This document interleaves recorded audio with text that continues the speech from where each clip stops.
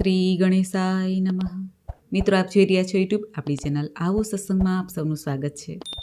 મિત્રો, આજે આ વિડીયોમાં આપણે સાંભળશું શ્રાવણ માસના સુદ પક્ષની ચતુર્થી વિનાયક ચતુર્થીની વ્રત કથા, મહિમા, પૂજા મુહૂર્ત અને આ દિવસે કરવાનો ઉપાય. જો આપને આ વિડીયો પસંદ આવે તો લાઈક કરજો, શેર કરજો. આપ આ ચેનલ પહેલી વખત જોઈ રહ્યા છો તો સબસ્ક્રાઈબ કરી લેજો, જેથી આવનાર નવા વિડીયોની માહિતી આપ સુધી તુરંત પહોંચી શકે. ધન્યવાદ. ઓમ વક્રતુંડ મહાકાય સૂર્યકોટિ સમપ્રભ નિર્વિઘ્નમ કુરુ મે દેવ સર્વકાર્યેષુ સર્વદા. બોલો ભગવાન શિવ પાર્વતીના આનંદન, રીતિ સિદ્ધિના દાતા, લાભ શુભના પિતા, સંતોષ ધન પ્રદાન કરનારા દેવતા, સર્વપ્રથમ પૂજનીય ભગવાન શ્રી ગણેશની જય. મિત્રો, દર માસમાં જે ચતુર્થી તિથિ આવે છે, ચાહે સુદ પક્ષની હોય કે વદ પક્ષની હોય, આ ચતુર્થી તિથિના દેવતા ભગવાન શ્રી ગણેશ છે. ભગવાન શ્રી ગણેશનું આજના દિવસે પૂજન અર્ચન કરવાથી કહેવાય છે કે જીવનમાં લાભની પ્રાપ્તિ થાય છે, આરોગ્ય સૌભાગ્યની સાથે જે જીવનમાં વિઘ્ન બાધા આવે છે તેઓ પણ ટળે છે. ભગવાન શ્રી ગણેશની કૃપા પ્રાપ્ત થાય છે. ભગવાન શ્રી ગણેશ કે જે ચતુર્થી તિથિના સ્વામી છે, કહેવાય છે કે ચતુર્થી તિથિના દિવસે જ પ્રભુનો જન્મ થયો હતો બપોરના સમયે. આ તિથિના દિવસે જ ભગવાનના લગ્ન થયા હતા અને આ તિથિના દિવસે જ ભગવાનને સંતાનની પ્રાપ્તિ થઈ હતી. એટલા માટે ચતુર્થી તિથિ પ્રભુને ઘણી પ્રિય છે. આ દિવસે ભગવાન શ્રી ગણેશજીની ઉપાસના કરવાથી જીવનના દરેક ક્ષેત્રમાં સફળતા પ્રાપ્ત થાય છે. સર્વપ્રથમ પૂજનીય બાપ્પા ગણપતિ કહેવાય છે. શ્રાવણ માસના શુક્લ પક્ષની ચતુર્થી તિથિ પ્રારંભ થાય છે તારીખ 15 ઓગસ્ટ 2026 સાંજે 5:30 વાગે. જે આ ચતુર્થી તિથિ પૂર્ણ થાય છે 16 ઓગસ્ટ 2026 સાંજે લગભગ 5 વાગ્યાની આસપાસ. વિનાયક ચતુર્થી સૂર્યોદય તિથિ પ્રમાણે માન્ય ગણાય છે. એટલા માટે આ ચતુર્થી તિથિ તારીખ 16 ઓગસ્ટ 2026 રવિવારના દિવસે ઉજવવાની રહેશે. કહેવાય છે કે વિનાયક ચતુર્થીના દિવસે ભગવાન શ્રી ગણેશજીનો જન્મ થયો હતો. એટલા માટે આ ચતુર્થીના દિવસે ભગવાન શ્રી ગણેશજીની વ્રત ઉપાસના કરવી શુભ મનાય છે. કૃષ્ણ પક્ષની ચતુર્થીને સંકષ્ટ ચતુર્થી કહેવાય છે. આ દિવસે ભગવાન શ્રી ગણેશજીની જો ઉપાસના કરવામાં આવે તો સર્વે સંકટો બાધાઓમાંથી મુક્તિ મળે છે. આ વિનાયક ચતુર્થીમાં ચંદ્રદેવનું દર્શન થતું નથી, અર્થાત ચંદ્રદેવના દર્શન કરવાથી કલંક લાગે છે એવી માન્યતા છે. જેમણે બીજનો ચંદ્રનું દર્શન કર્યું હોય તે ચતુર્થીના ચંદ્રનું દર્શન કરી શકે છે.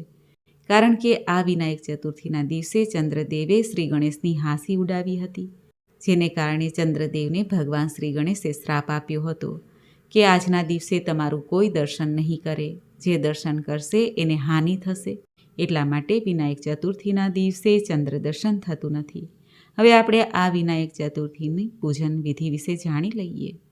આ વિનાયક ચતુર્થીના દિવસે જે ભક્તો વ્રત કરે છે અથવા જેઓ નથી કરતા તેઓ પણ શ્રી ગણેશનું પૂજન કરી શકે છે. ભગવાન શ્રી ગણેશની મૂર્તિ ન હોય તો સોપારી અને પૈસાનું પણ પૂજન થાય છે. રિદ્ધિ સિદ્ધિ સાથે ભગવાન શ્રી ગણેશજીનું પૂજન થાય. વ્રત કરનારે સવારે વહેલા ઉઠીને સ્નાન આદિથી પરવારીને સ્વચ્છ વસ્ત્ર ધારણ કરવા જોઈએ. રવિવાર છે તો સૂર્યનારાયણ દેવને કેવી રીતે ભૂલવા? ભગવાન શ્રી સૂર્યનારાયણ દેવને પવિત્ર તાંબાના લોટામાં જલ ભરીને અર્ધ્ય આપવું, મંત્ર જાપ કરવો, ગાયત્રી મંત્ર આવડે તો એ કરવો, સૂર્યનારાયણના નામ જપ આવડે તો તે કરવા. ત્યારબાદ આપણા ઘરના મંદિરમાં આવીને ઘરના મંદિરની સાફ સફાઈ કરીને ત્યારબાદ પૂજાની વ્યવસ્થા કરવી. ભગવાન શ્રી ગણેશની મૂર્તિ કે ફોટો આપણા મંદિરમાં હોય જ છે, તેનું પણ પૂજન થાય છે. અને વિશેષ પૂજન કરવું હોય તો એક બાજોટ ઢાળીને તેની ઉપર લાલ વસ્ત્ર પાથરીને ત્યાં ભગવાન શ્રી ગણેશનું સ્થાપન કરાય. કુંભ સ્થાપન પણ આજના દિવસે કરી શકાય છે, કારણ કે આ શ્રાવણ માસ શિવ પરિવારના પૂજાનો માસ છે. ભગવાન શ્રી ગણેશની સાથે તેમના માતા પિતા અને ભાઈ કાર્તિકેયની પણ પૂજા કરવી જોઈએ.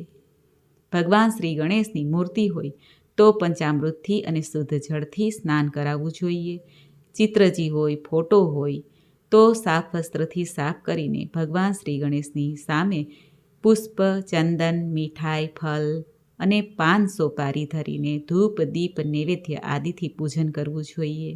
ચૂરમાના લાડુ ધરી શકાય છે, મોતીચૂરના લાડુ ધરી શકાય છે અથવા ઘી અને ગોળ પણ ધરી શકાય છે.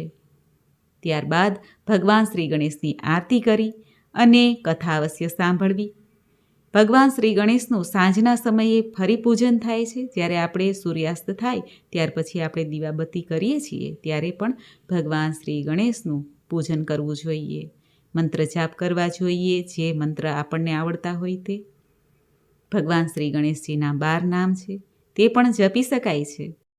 ઓમ સુમુખાય નમઃ, ઓમ એકદંતાય નમઃ, ઓમ કપિલાય નમઃ, ઓમ ગજકર્ણાય નમઃ, ઓમ લંબોદરાય નમઃ, ઓમ વિકટાય નમઃ, ઓમ વિઘ્નનાશાય નમઃ, ઓમ વિનાયકાય નમઃ, ઓમ ધૂમ્રકેતવે નમઃ, ઓમ ગણાધ્યક્ષાય નમઃ, ઓમ ભાલચંદ્રાય નમઃ, ઓમ ગજાનનાય નમઃ.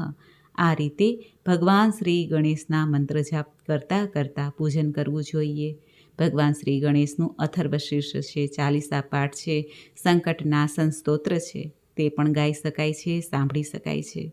આ ઉપરાંત આજના દિવસે ભગવાન શ્રી ગણેશની સામે ઘીનો દીપક, જે 4 મુખવાળો હોય છે, જેને ચોમુખી દીવો કહેવાય છે, તે પ્રગટાવવાથી અને સૂર્ય અષ્ટકનો પાઠ કરવાથી અથવા સૂર્યનારાયણના મંત્ર જાપ કરવાથી ભગવાન શ્રી ગણેશની સામે 5 મોદક અને 5 ગુલાબ અર્પિત કરવા.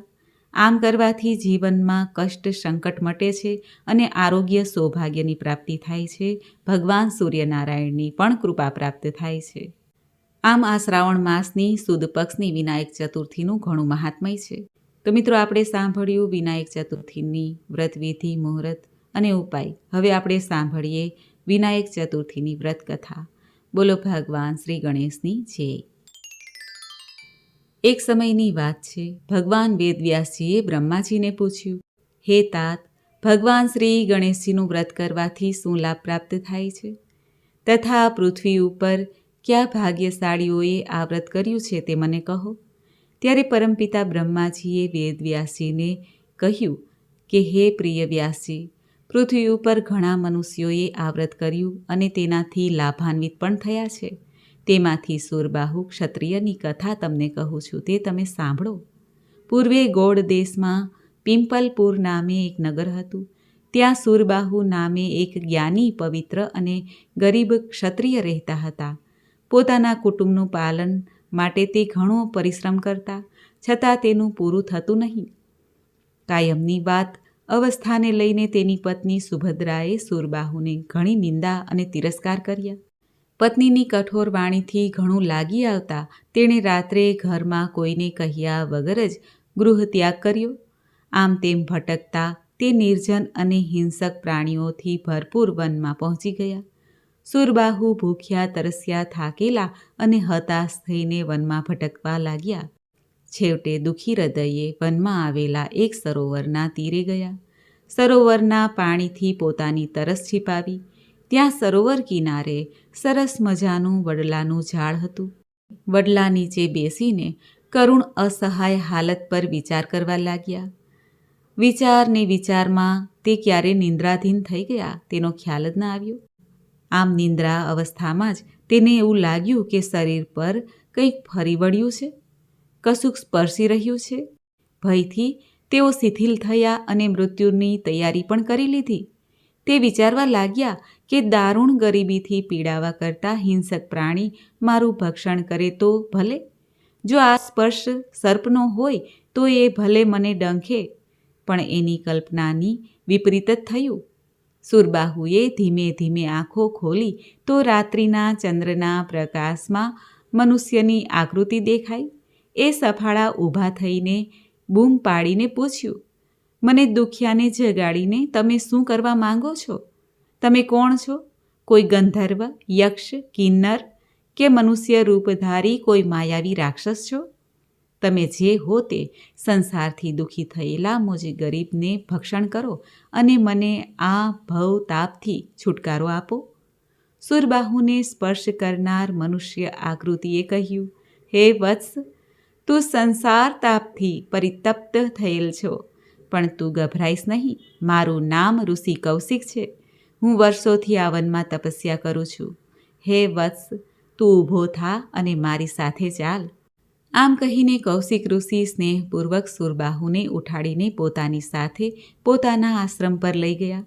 આશ્રમમાં એને સ્નાન ભોજનથી તૃપ્ત કરીને એની કરમ કથની સાંભળી. સુરબાહુનું કરુણ કથન સાંભળીને ઋષિ કૌશિકને ઘણી દયા આવી.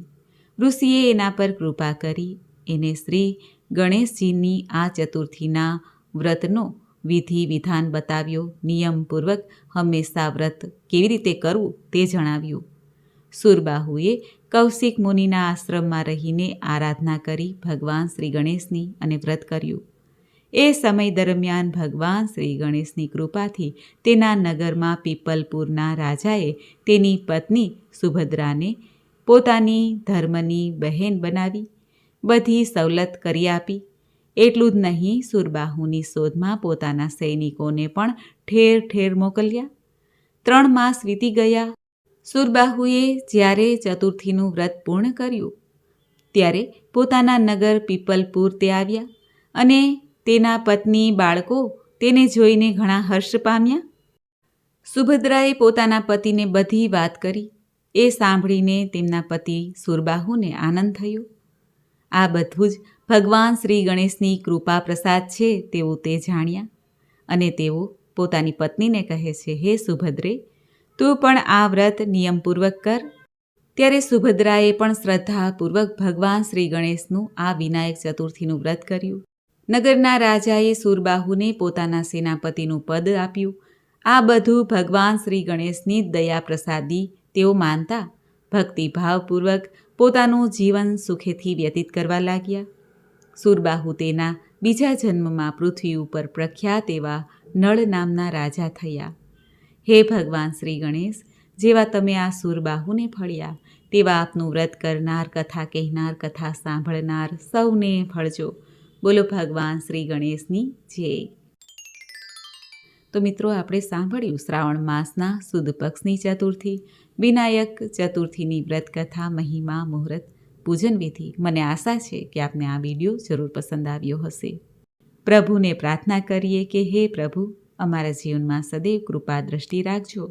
ઓમ એકદંતાય વિદ્મહે વક્રતુંડાય ધીમહિ તન્નો દંતી પ્રચોદયાત. બોલો ભગવાન શ્રી ગણેશની જય. મિત્રો, મને સાંભળવા માટે ધન્યવાદ. આપ સૌને મારા જય શ્રી કૃષ્ણ.